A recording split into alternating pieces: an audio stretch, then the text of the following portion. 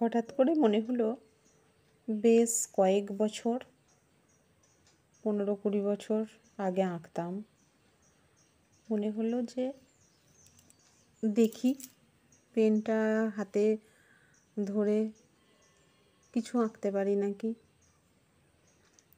তাই তোমাদের সাথেও শেয়ার করলাম।